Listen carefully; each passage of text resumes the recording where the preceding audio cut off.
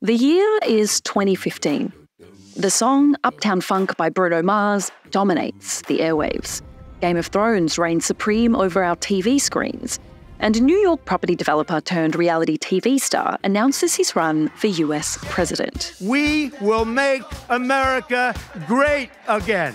Across the Atlantic, David Cameron pulls off another victory for the Conservative Party in the UK general election, despite the infamous Piggate scandal, when he'd had to deny swirling rumours that while at university, he'd put a private part of his anatomy into a dead pig's mouth. Oh, and of course, the British government has just paid off its loan to compensate former slave owners for their lost property. That's right. The British government paid slave owners taxpayer dollars to stop enslaving people. See, in 1807, an Act of UK Parliament made it illegal to buy and sell enslaved people throughout the British colonies. At the time, there were 700,000 Africans in shackles across the empire. But it took decades and several slave rebellions for those already enslaved on plantations, primarily in the Caribbean, to be freed by law. Notably, the British East India Company was exempt from the rule and would be allowed to hold on to their human property until 1843. But in the 1830s, the British government used £20 million, a staggering 40% of its national budget at the time, to buy freedom for all slaves in the empire. Why did it take decades? Power. See, slavery was big business.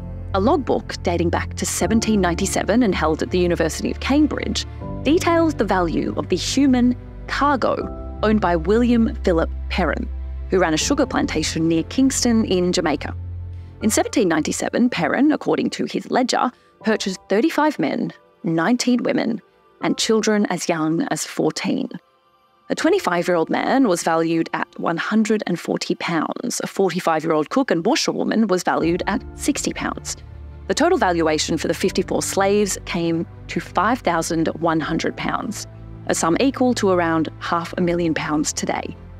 The spoils of forced labour fuelled the mills and factories of England, and the profits flowed freely into its grand estates, solidifying a complex web intertwining the slave trade, money, politics, and the media. They were able to kind of mobilise their allies to speak up for slavery, and they were very, very powerful allies. I mean, for example, some members of the royal family spoke up in the House of Lords for the slave owners. It was a very effective campaign. They were able to hold off after the abolition of the slave trade. They were able to hold off the abolition of slavery for another 30 years nearly. The British government's answer to breaking this hold?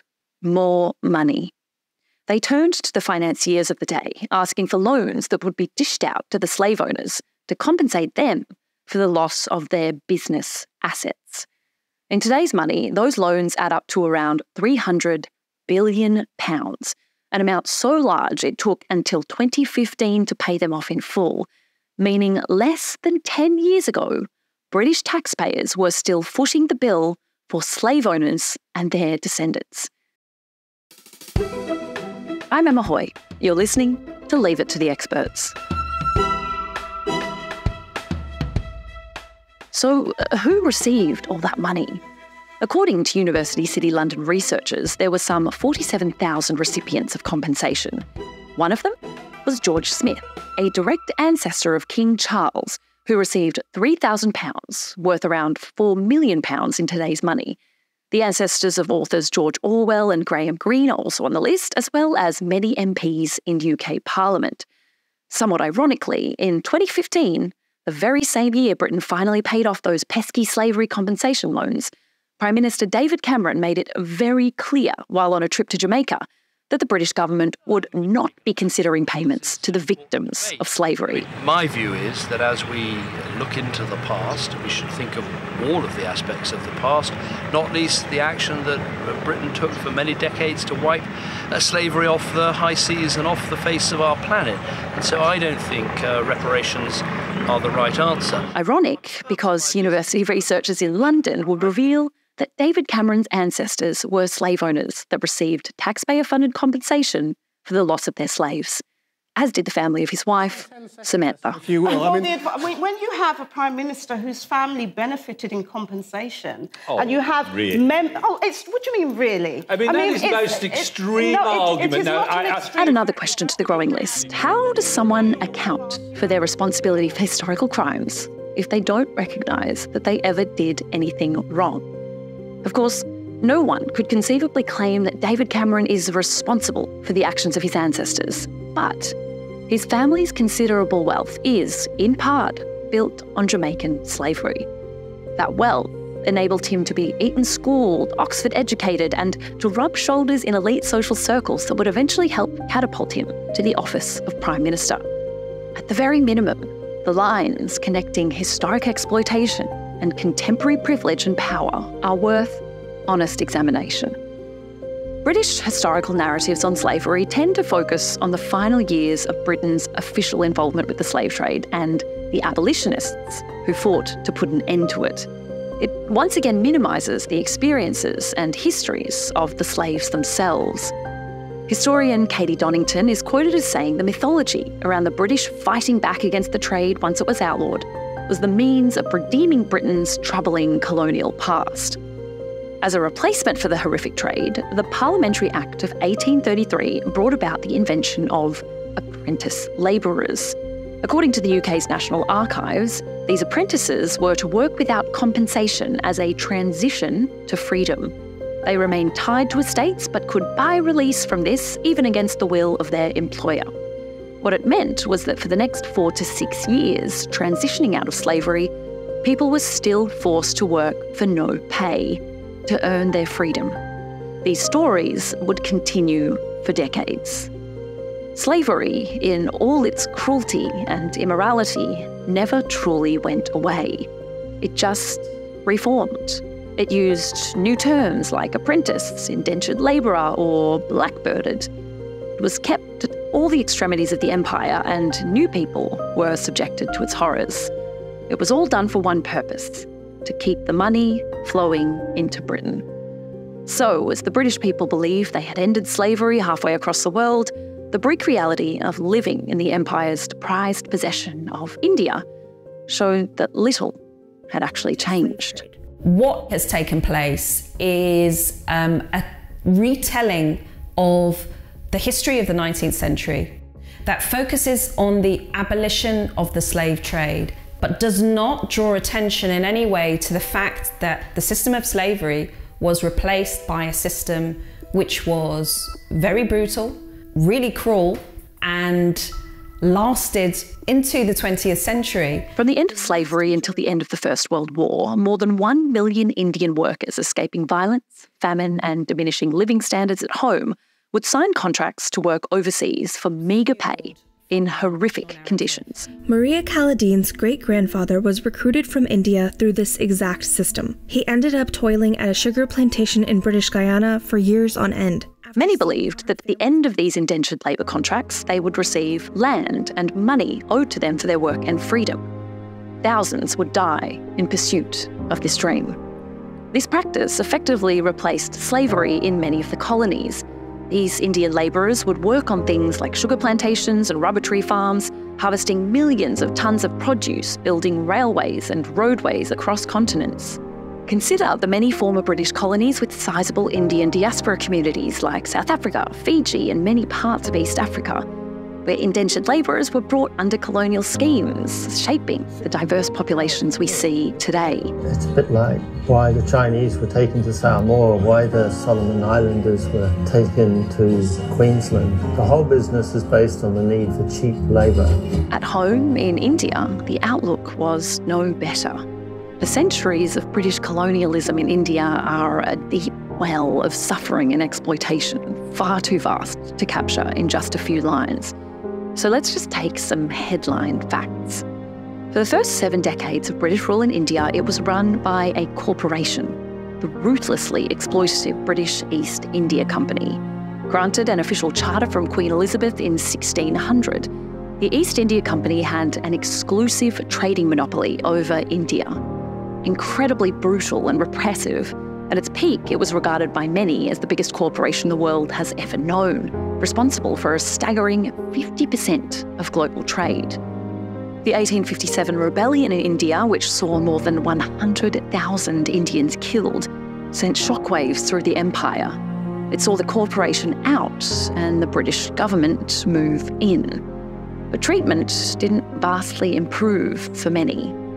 According to economist Utsa Patnaik, during the period of 1765 to 1938, Britain drained a total of nearly $45 trillion from India. Between the years of 1891 to 1920, it is estimated that 50 million excess deaths occurred under British colonialism in India. Before the British, Indian traders and manufacturers would export goods across the globe, making the region one of the richest on the planet.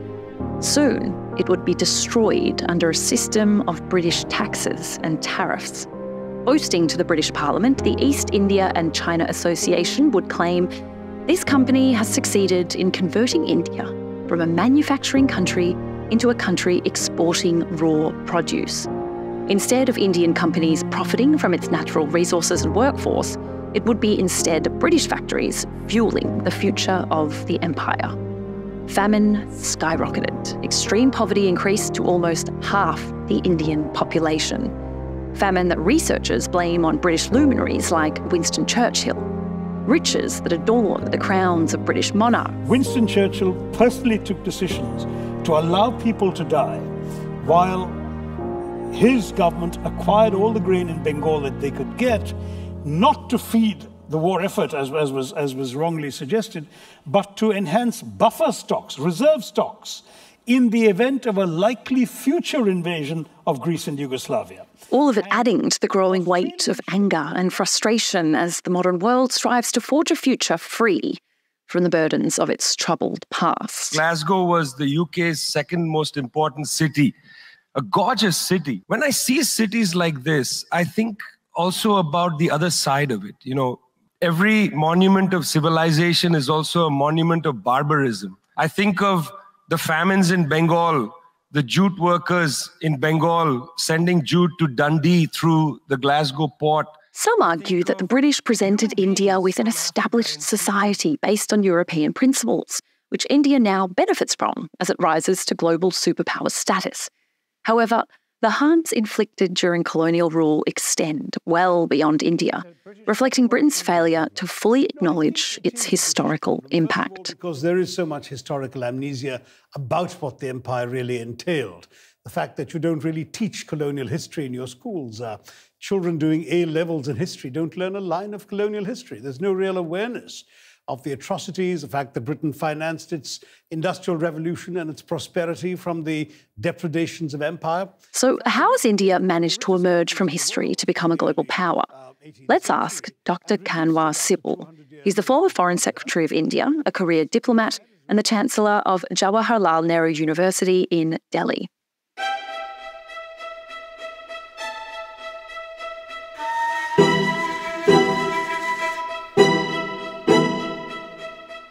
Dr. Sibal, thank you so much for joining us on Leave It to the Experts. My pleasure. Now let's start with your own personal experience. You were born 4 years before British rule in India officially came to an end. How did that shape your own life? You know, what was it like to grow up alongside a nation that was shaking off the shackles of empire? Actually, I have no direct personal experience of British colonialism in India. I was born in that part of India, which is now in Pakistan. And when we shifted to India in 1947, there was no sign on the ground of British rule. The British had come into Punjab very late in the day. So there were very few people of British origin in Punjab in any case. And because of partition and the exchange of populations and the mayhem that occurred and the killings and refugees and everything else, the focus was entirely on those things rather than British rule per se. So in short, actually, I have absolutely no recollection or personal experience of British rule directly. Was there a sense, though, of you growing up alongside a nation that was also coming of age as a very new republic? There wasn't that kind of reflection on British rule in India, except in one way, which is very important, that we were doing in our school and later in college, Indian history and British history. And the Indian history was written by a person called Roberts, but it was written from the British point of view, that Britain did all the good things and the Indians deserve to be civilized and stuff like that. It didn't give you a good feeling. And you felt that we had to write our own history rather than have others write our history. But then you see, Britain left behind the English language. And the English language was the language for higher education. It is the language of the courts in India, in the Supreme Court of India or the High Courts of India. English is still the language. And in the civil service examinations, if you master English, it is an advantage. In certain circles, it's interesting because British colonialism is still framed as a civilizing mission, you know, and there are certain people that still credit it with bringing railways or education or governance to India. But many, many others argue that it was fundamentally exploitative and, of course, left behind these huge economic and social scars. How do you see sort of the effects of colonialism impacting India today beyond the English language? Well, I think British colonialism is not something that troubles India today. And the fact that after independence, the last Viceroy of India became the Governor General of India, shows that there was no rancor. There was no deep-seated enmity of any kind, or a feeling that we needed revenge of any kind. So the attitude of the ruling class that came to power after the British left was to continue to have normal ties, and the feeling that good ties with Britain could be helpful in our early stages to stabilize. Though in a very general way, there is, of course, this feeling that the British exploited India terribly, which is, I mean, after India was run for so many decades by a company, by the East India Company. So can you imagine large territory like India, or parts of it, as they progressively conquered more and more parts of India, was ruled by a company. And what do the companies do? They exploit, of course. And then in 1857, when there was a revolt, then the British Crown took India under its wings. But the whole attitude was to tax India, to exploit India's resources, fuel the economic growth and prosperity in Britain itself. Now, for extracting resources, you can't carry them on the load of workers with little bags at the back. You have to build railways. You have to do some basic things in order to move the raw materials and what you want to export to India, import to India. You have to build some line of communication. So it was not something which was meant as a conscious developmental project, not at all. The British systematically tried to inculcate in the Indian elite a sense of inferiority and a sense that British civilization and British rule was superior. I'd like to draw on that a little bit more. As someone who's worked for many decades in India's diplomatic service, have you witnessed sort of a broad shift in how India asserts itself on the world stage that perhaps reflects that change that you've just mentioned between generations, one who sort of had this sense of inferiority culturally instilled in them from, you know, a history of colonization, and then younger generations that are coming through without that weight? I think the range of India's interests and involvements has expanded so much that Britain now doesn't have a privileged position in our external relations. America is the foremost partner, by far. In Europe, France our relationship with France is much more strategic in a comprehensive manner. With Germany, is very important on the economic side. So even within Europe, Britain doesn't have the pride of place that it once had. It's certainly a fascinating shift in the dynamic. In recent years, you've pushed back against what you describe as Western moralising on certain matters concerning human rights or democracy. How much of that do you think that hypocrisy is influenced by the West's failure to reckon with its colonial past? The West still has what the rest of the world would say hegemony, global hegemony. Central to that is the United States of America, the most powerful country. And the other partners of the United States of America benefit from that. So the G7 dominates the global economy, and the United States dominates the global system through the dollar and through its capacity to weaponize finance. And of course, unlike some European countries or other partners in G7 who can pay the price for their mistakes, the United States never paid any price for its mistakes because it's the strongest power. It is far away geographically. It has not had any wars on its soil after the Civil War. So there is a huge sense of security they have. They can defend themselves. It's the foremost nuclear power, the foremost military power. In the case of India, there's a lot of resentment, I must say, about the manner in which we are targeted on the issues of democracy, backsliding, and treatment of minorities, and institutional or restrictions on the media. We just had an election, and how many?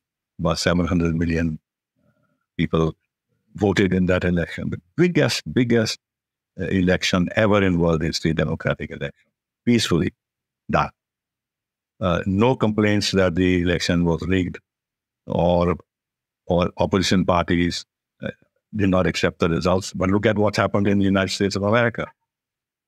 There is even now talk that in case Trump loses, he may not accept the results of the elections.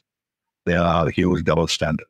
If we can come back to the issue of India-British relations specifically, you'd mentioned earlier that there wasn't really that much debate or argument within India about the need for Britain to atone for its past crimes. But there have actually been a number of high-profile individuals like Shashi Tharoor that have argued that Britain owes India massive reparations for the centuries of economic exploitation that you mentioned earlier. So do you think that reparations are feasible or justified today? No, he said that they must make a total reparation of rupee 1. In other words, accept that they have done all these crimes.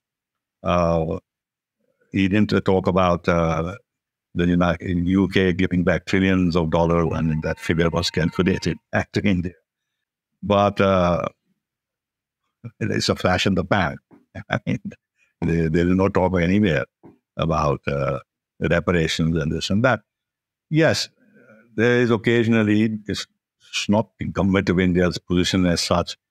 Now, if you go to British museums or private collections, there are a huge number of artifacts that have come from India, very prized ones. There will always be an issue, although India is not pressing for that it should be done, that there is a problem with Greece on the Elgin marbles. So if Britain were to take a position to return some of these things which were taken away during the colonial period, then I think the British museums will have to close down because a lot of stuff will simply go away. I don't think there's any serious talk in India about it's not an issue in our bilateral relations. Even in the roadmap that we signed for India-UK relations up to 2030. Can you see that changing, though? Because I feel like around the world, in particular former colonies, so I'm thinking about the Caribbean, for example, or there's been movements in Australia, there does seem to be a rising tide, a rising chorus of voices that are starting to talk about these issues more and more. So can you see any kind of shift happening, maybe not right now, but in the future in India on this issue? Not at all. To my mind, if you ask my view, why should we sort of place ourselves in a position where we feel that Britain has a lot to answer for in terms of historical wrongs, which means that we don't have any more a sense of self-confidence to the degree we should have. We know what happened, but going around with a goal that will please now compensate us for what, this will be totally against the kind of relationship we want to build up, not only with Britain, but with the West in general. However, what is important is that instead of reparations of this kind, there could be so many other ways where the development agenda of the developing countries, or ex-British colonies in particular, could be aided and helped. That's a better way of doing it. For example, when it comes to climate change, we talk about equal but differential responsibility, in the sense that because of the past and the fact that in terms of carbon space, most of it was used by the developed country during the process of industrialization, not much is left for the developing countries. So they cannot be tied down to a calendar of transition to energy and decarbonization at the same pace as the West. Now, this is where you can actually help. And this involves transfer of technology and finance. This is where you can help. So there's so many areas in which you can tackle this problem in terms of the compensation of the past. But it's simply going for reparations and all is neither here nor there.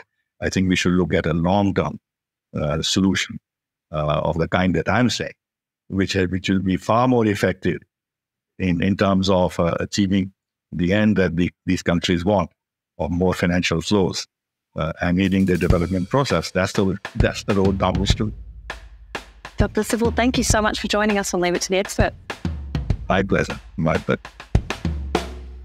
The legacy of the British Empire not only shapes its former colonies, but also shapes Britain. The nation carries its colonial past on its shoulders, weighing it down as it presents itself to a modern world now fully aware of its history. Its impacts play out today in India as they do in Fiji, the Palestinian territories, and at other points of the empire. While the scale of this legacy is vast, it's crucial to remember the individual suffering caused by slavery, indentured labour, and a system designed to privilege one group over others. Ultimately, this legacy shapes our contemporary world and is a burden all nations must grapple with. Commonwealth heads of government are preparing to defy the United Kingdom and agree plans to examine reparatory justice for the transatlantic slave trade. The British Crown and the Prime Minister have significant work to do in addressing the legacy of the Empire. If they dismiss outright those who seek to engage in this conversation or hide behind the monarchy's role in British life, they only harm themselves. Those affected by colonialism do not need reminders of their dispossession or the violence they endured. Their communities and ancestors lived through it, and they still endure its ripple effects today. Ironically, it is the British who may find themselves most shackled by the weight of their imperial past. Where Keir will be presented by the usual absurd demands for slavery reparations. The Caribbean nations are asking for as much as, check this out, £19 trillion. Nobody alive is responsible for that. And those idiots expect us to give them £19 trillion. They're just hustling. And the answer is no. And don't bother asking us again, because we will never, ever give you this money. Their reluctance to dismiss, reconcile and atone for this history could jeopardise their ability to engage meaningfully with the modern world. As nations like India confidently stride into their self-determined futures, it is the British who appear to long for the fortunes of others, becoming relics of their own reimagined history. By ignoring the realities of their present and telling stories that only they believe, they risk alienating themselves from the global community.